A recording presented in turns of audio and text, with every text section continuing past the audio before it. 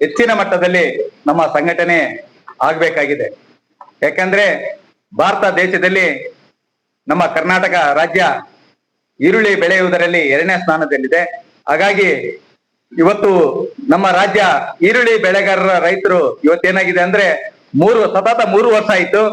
ಈ 3 ವರ್ಷದಿಂದ ಈರುಳ್ಳಿ ಬೆಳೆಗಾರ ರೈತರು ಕಂಗಾಲಾಗಿ ಹೋಗಿದ್ದೀವಿ. ಯಾಕಂದ್ರೆ ಅತಿ ಹೆಚ್ಚು ಮಳೆ ಬಂದು ಈರುಳ್ಳಿ ಕೆಟ್ಟೋಗಿದೆ.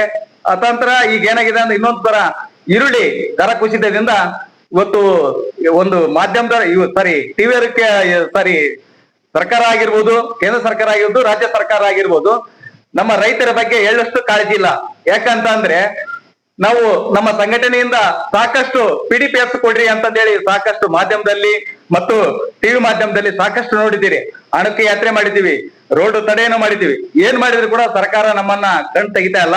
ಹಾಗಾಗಿ ಇನ್ನು ಹೆಚ್ಚಿನ ಹೋರಾಟ ಮಾಡಿ ರೈತರನ್ನ ಒಂದು ಹೆಚ್ಚಿನ ಸಂಘಟನೆ ಮಾಡಿಕೊಂಡು ರಾಜ್ಯ ಸರ್ಕಾರ ಮತ್ತು ಕೇಂದ್ರ ಸರ್ಕಾರ ಗಮನ ಸೆಳೆದು ಈರುಳ್ಳಿ ಬೆಳೆಗಾರ ರೈತರಿಗೆ ಒಂದು ಅನುಕೂಲ ಆಗ್ಬೇಕಂತಂದ ಹೇಳಿ ಇವತ್ತಿನ ಸಂಘಟನೆಗೋಸ್ಕರವಾಗಿ ಇವತ್ತು ಇಟಗಿ ರಾಮನಗೌಡರು ಅವರನ್ನ ಈರುಳ್ಳಿ ಬೆಳೆಗಾರ ಸಂಘದ ರಾಜ್ಯ ಉಪಾಧ್ಯಕ್ಷರಾಗಿ ಈ ಮೂಲಕ ನಾವು ಆಯ್ಕೆ ಮಾಡಿ ಆದೇಶ ಪ್ರತಿಯನ್ನ ಎಲ್ಲರ ಸಮ್ಮುಖದಲ್ಲಿ, ವೇದಿಕೆಯ ಎಲ್ಲರ ಸಮ್ಮುಖದಲ್ಲಿ ಅವರಿಗೆ ನೀಡ್ತೀವಿ ಅಂತ ಈ ಮೂಲಕ ಹೇಳಕ್ಕೆ ಇಷ್ಟಪಡ್ತೀನಿ.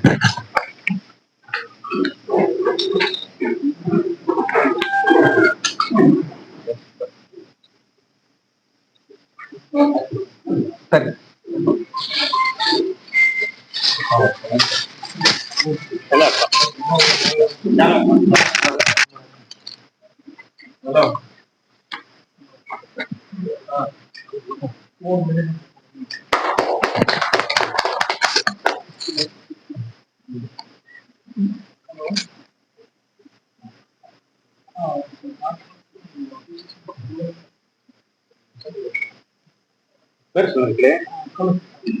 ಬರ್ರಿ.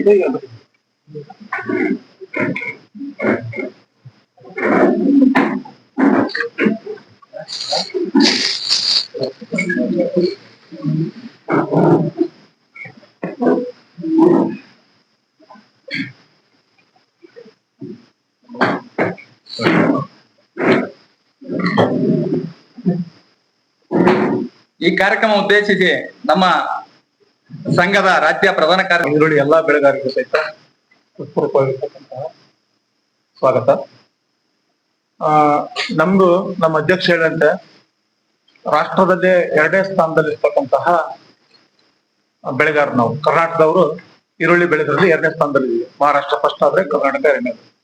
ಆದ್ರೆ ಒಂದು ಪರಿಸ್ಥಿತಿ ಏನಂತಂದ್ರೆ ಈ ಈರುಳ್ಳಿ ನಮ್ ಬೆಳೆ ಬಂದಂತ ಸಂದರ್ಭದಾಗ ಅದರಲ್ಲೂ ಈ ಸೆಪ್ಟೆಂಬರ್ ತಿಂಗಳು, ಅಕ್ಟೋಬರ್ ತಿಂಗಳು ಮತ್ತು ನವೆಂಬರ್ ತಿಂಗಳಲ್ಲಿ ನಮ್ಮ ಈರುಳ್ಳಿಯ ಬೆಳೆ ಕಟಾವ್ ಆಗ್ತಕ್ಕಂಥದ್ದು, ನಮ್ಮ ಕರ್ನಾಟಕದಲ್ಲಿ ಮುಂಗಾರು ಬೆಳೆ ಕಟಾವ್ ಆಗ್ತಕ್ಕಂಥದ್ದು.